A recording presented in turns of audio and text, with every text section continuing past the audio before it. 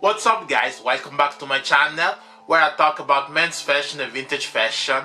So today we're going to tackle one of my favorite shoes in the entire world, guys. And I think most of you know what shoe I'm talking about, but if you don't know, go and check out my what's trending in my world video that I did a few days ago. Like, just check it right now because these shoes are the it girl for me in my shoe rotation. And I did already a video, actually I did two videos on it. Yeah, two videos on it like 5 or 6 years ago.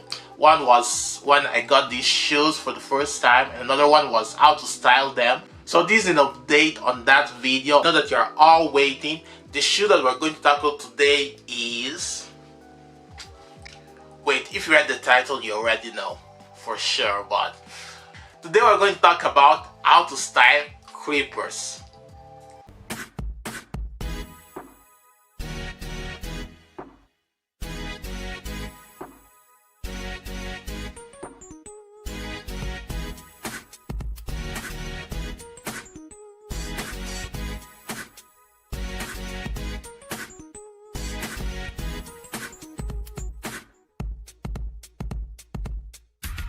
Creepers or brother creepers are a style of shoe that has a thick creep sole with suede uppers.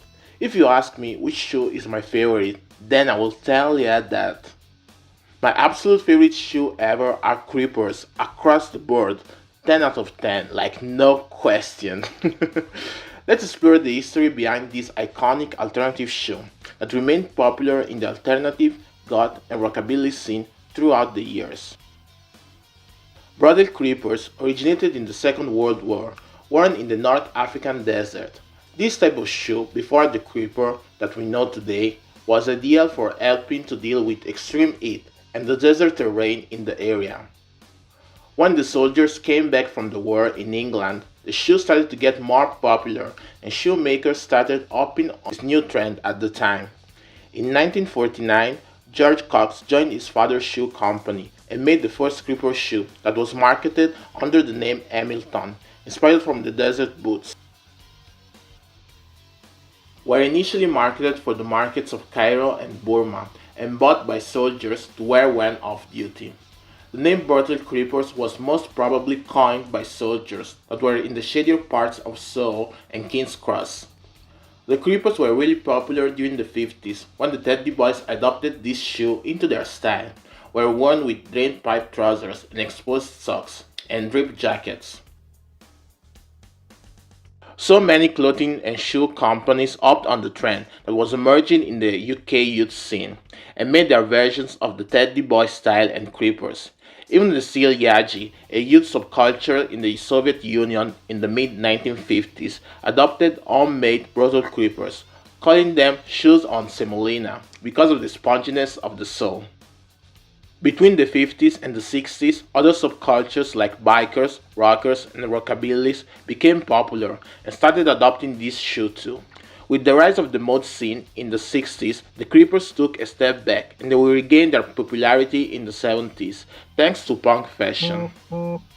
Vivienne Westwood and Malcolm McLaren were interested in the 1950s rebellious subculture and opened their Let It Rock shop at 430 Kings Road, and Westwood started creating Teddy Boy clothing with a modern twist to it for McLaren to sell.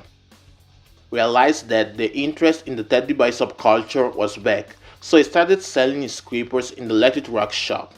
In the mid-1970s, when British punk became popular, the creeper became the shoe associated with this subculture, together with other staples.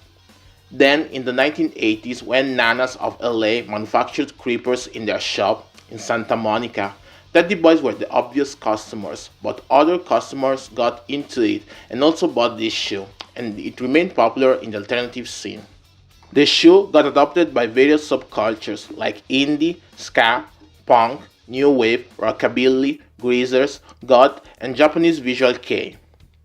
They had a bit of a decline in the 90s and 2000s, but they got trendy again in the 2010s during the grunge and Tumblr era, example, pastel grunge, and celebrities were adopting this style of shoe, Examples: Rihanna, that launched Puma Creepers in 2014 and actually came back this year too. Youngblood, Miley Cyrus, and others. About the history of these shoes, I'm going to tell you about my shoes that are... So I got this shoe for my birthday, I think it was like probably 8 or 9 years ago at this point, because I don't remember exactly the date, but probably it was around that time.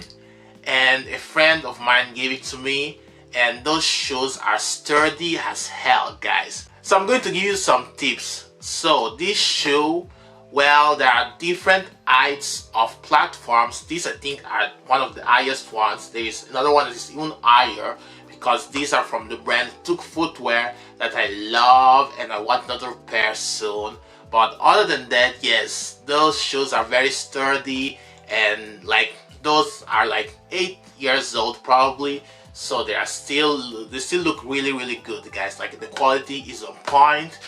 And the first thing that I will give you is that if you buy this type of shoe, for the first 2 weeks you have to wear them constantly, because you have to break into the shoe. Since this is leather and it's very sturdy, your foot has to break into this shoe, so you have to wear them at least for like 20 minutes or 1 hour every single day for about 2 weeks after buying this shoe, because they will feel very heavy, guys. Like trust me, they will feel heavy as hell. If you buy my same type of shoe, then it depends also on that of the platform, but if you buy my type of shoe, yeah, they will feel like rocks under your foot. They will feel like rocks under your feet, so you better break those bad boys. The only thing is that if you buy by same time with this height, they are not for like if you're going hiking on the mountain, you are going like for a long walk. Those are more for like, okay, when you want to like rock your outfit to show your best style ever. You are going out and you want to be alternative, you want to be that cool guy that everyone are looking. Like I got a lot of compliments from random guys from the streets, random people from the streets. They're always complimenting those shoes because they want to know where the hell can I get them, and I really love them. Actually, I love them to death. Well, Retro Azul, where can I buy this type of shoes? Because I never saw them before. They're not common at all. And to this question, I will reply with, yeah, I know it's not a common type of shoe, so the 4 main brands that I know that produce this type of shoe are George Cox, that is the main brand for this type of shoe because it's the original brand that created this type of creepers. And also there is Musiq footwear, that is the brand where I took these shoes, and actually they make a lot of variants with different colors and patterns of these creepers. And also there is Underground, and also there is DEMONIA that does this type of shoe. And so these 4 brands are the ones that I know currently, but I think there are maybe even other brands. But let me know in the comments if you have this type of shoe. There are other brands that produce creepers, because this is the main one that I know. How did I know about this shoe? Actually, it was very random. Like I think I saw a picture of Billy Joe Armstrong rocking these creepers, and from that point on, this was on my wish list, and I got them finally. And now I want another pair. I think I want like a velvet pair, a blue or red pair, or like another type of creeper, because those are really cool. Like they still look very good. So side note, you can't run with these shoes, guys. Like you can't run. You understood? You can't run in these shoes. I tried it so many times, and the probability to fall is like 99.9%, guys. So don't run with these shoes. You can just walk and show your best fit. So now we show you the outfits I did with these shoes.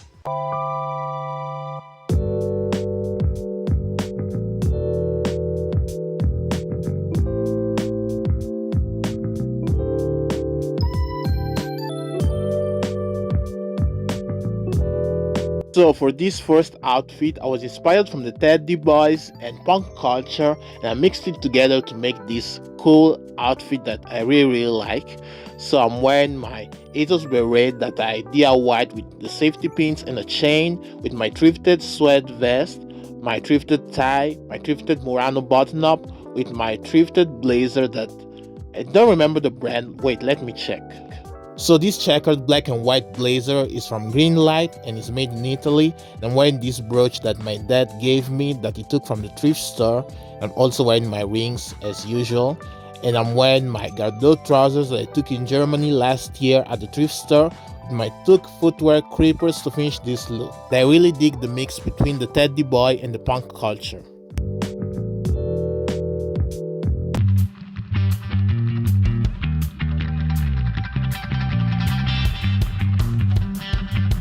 For this second outfit, I was inspired from Johnny Rotten from Sex Pistols, guys. Like one of my favorite bands are on my top list for sure. And yes, I was inspired from his style because I think his DIY blazers are really iconic. And so I paired this DIY blazer that I thrifted in Germany and I DIY'd like a month ago actually with my thrifted tartan tie that I thrifted in Germany with my Murano button up with my beret that I thrifted at the thrift store in Ancona near where I live, with my tartan trousers that were made in Nigeria, and my two creepers to finish the look. This is totally punk from the mid 70s.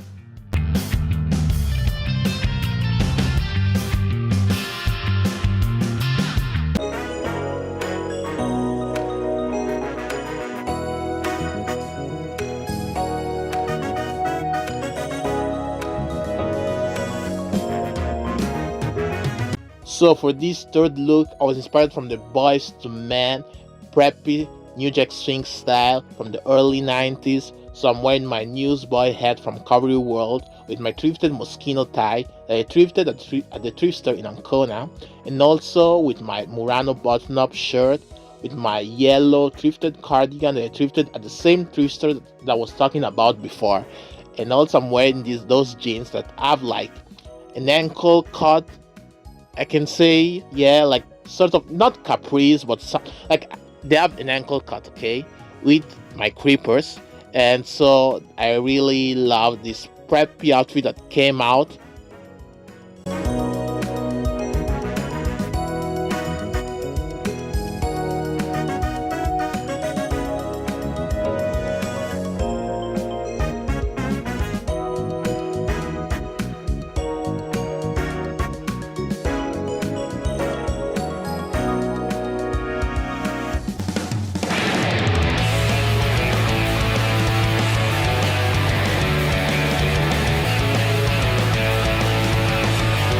For this last look, I was inspired from the grunge style from the 90s, a little bit of the 2010s mixed in, but I think it's more 90s my outfit, but yeah, this is what came out. I'm wearing my thrifted 90s sunnies that I thrifted at the thrift store in Ancona last year, actually last summer, with my thrifted leather jacket that I thrifted probably 6 years ago with my dad, and also I'm wearing this flannel shirt that I thrifted very recently with my wampum jeans and the creepers finish look. This is very much grunge to the core.